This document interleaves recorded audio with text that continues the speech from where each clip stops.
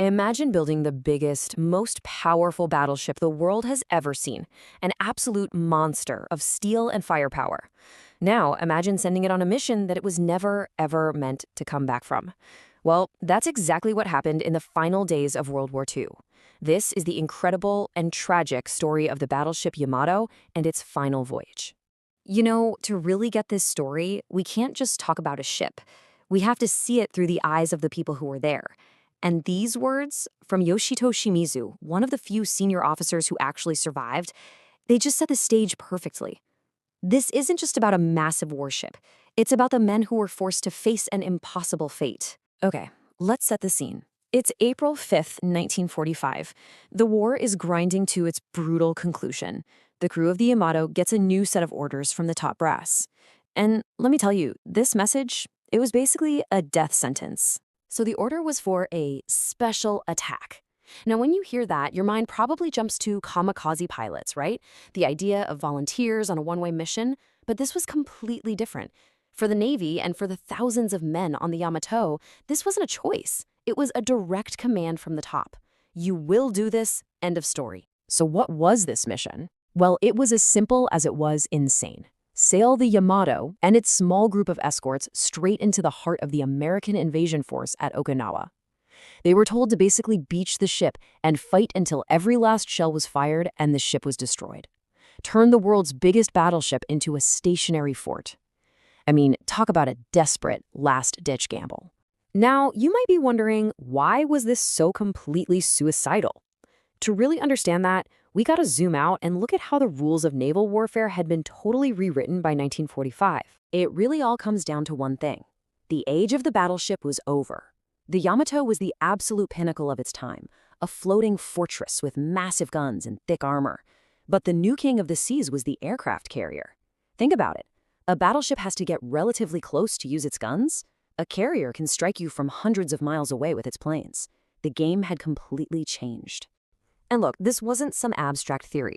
The Japanese high command already had cold, hard proof of this.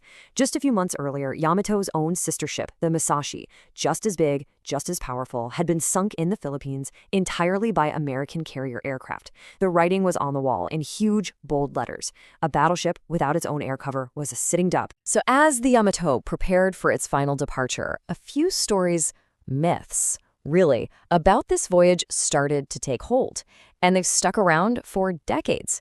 So let's take a minute and set the record straight using the actual official reports. Okay, here's the biggest one you've probably heard, that the Yamato was only given enough fuel for a one-way trip.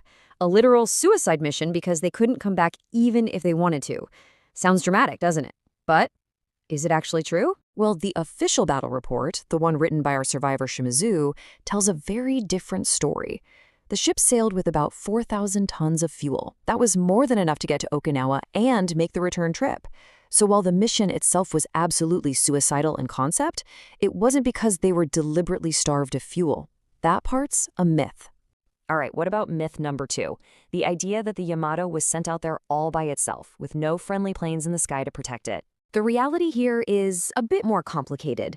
They did have some air support. On the morning of the attack, a few Zero fighters actually showed up to fly patrol. Shimizu himself saw them. But he described it as feeling more like a symbolic gesture, like a farewell from headquarters.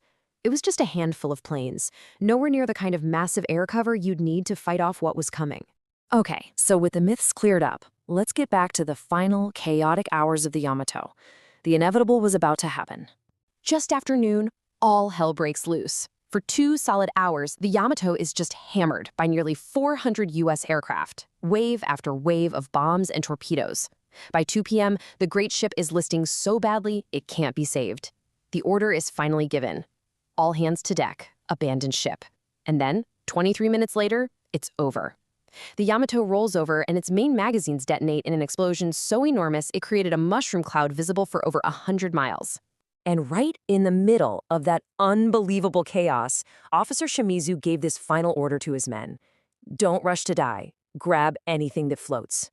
It's just such a powerful glimpse of leadership and the raw will to live, even when facing certain death.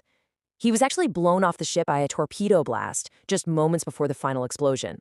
After being rescued from the oily water hours later, Yoshito Shimizu, as the senior surviving staff officer, was given a truly heartbreaking task. Write the official battle report and explain how this complete and utter failure had happened.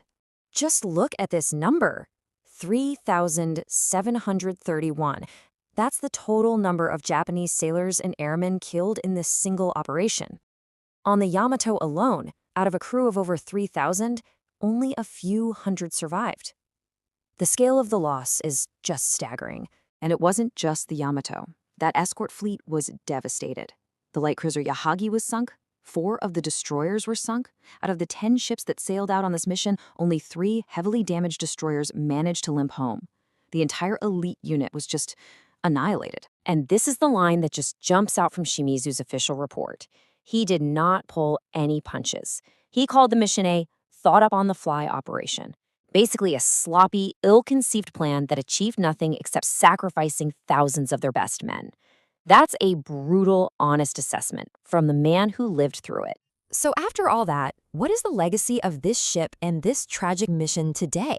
For the rest of his life, Yoshito Shimizu had a very clear answer to that question. He always described the wreck of the Yamato with the Japanese word bohio, which means a grave marker. For him, it wasn't a historic relic to be picked over. It was a tomb. And he believed it should be left in peace, as an eternal monument to his fallen comrades. And that's where it lies to this day, 345 meters beneath the waves. At these coordinates rests the tomb of the Yamato and the thousands of men who went down with her. It remains a sacred, somber place. And this really brings us to a final, tough question, one that Shimizu himself wrestled with. He never defended the war, but he fiercely believed that the spirit of the men who sacrificed everything for their country should never be forgotten. So it leaves us to wonder, how do we honor the human element of that courage and duty, without at the same time glorifying the cause they were fighting for? It's a complex question, and it's the lasting legacy of the Yamato.